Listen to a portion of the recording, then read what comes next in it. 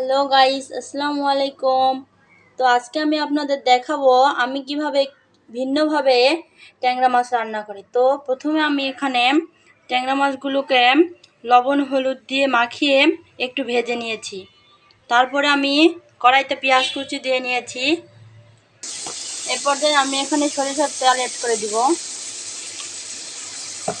তো গাইস, তোমরা সবাই পুরো ভিডিওটা লাস্ট পর্যন্ত দেখতে থাকো।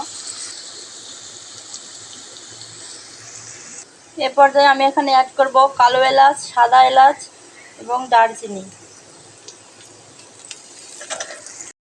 এ পর্যায়ে আমার পেঁয়াজটা একটু ভাজা ভাজা হয়ে গেছে। এখানে আমি অ্যাড করে দিব মশলা বাটা, হলুদ গুঁড়ো,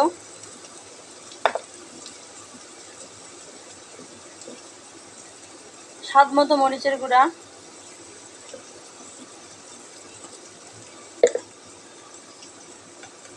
পরিমাণ মতো লবণ,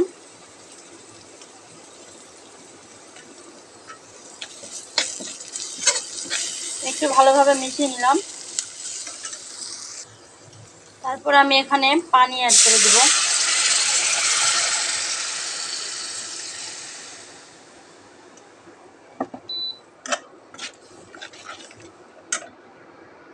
মশলাটা কষানোর জন্য। এ পর্যায়ে আমি একটা ঢাকনা দিয়ে কিছুক্ষণের জন্য ঢেকে দিব। এ পর্যায়ে আমার মশলা থেকে পানিটা শুকিয়ে গেছে। এখন আমি এটাকে কষিয়ে নেব।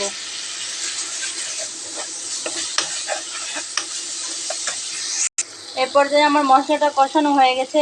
এবার আমি এখানে আবারও কিছু পানি অ্যাড করে দেব।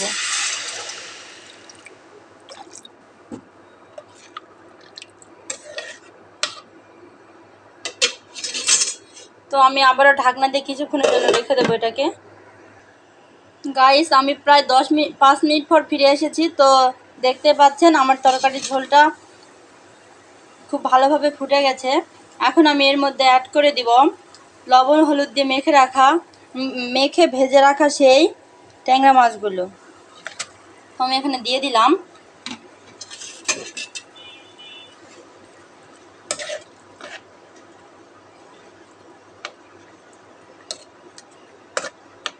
তারপর এটাকে আমি আরও কিছুক্ষণ রান্না করব। তো তার জন্য আমি এখানে ঢাকনা দিয়ে আবারও ঢেকে দিলাম।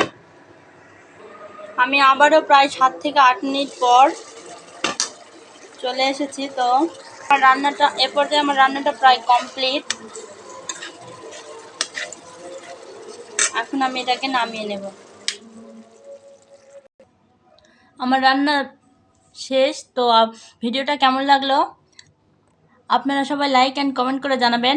আর এরকম আরও নতুন নতুন ভিডিও পেতে আমার চ্যানেলটা সাবস্ক্রাইব করে দেবেন। তো গাইস, ভিডিওটা আজকে এ পর্যন্তই। সকলে ভালো থাকবেন। আল্লাহ হাফেজ।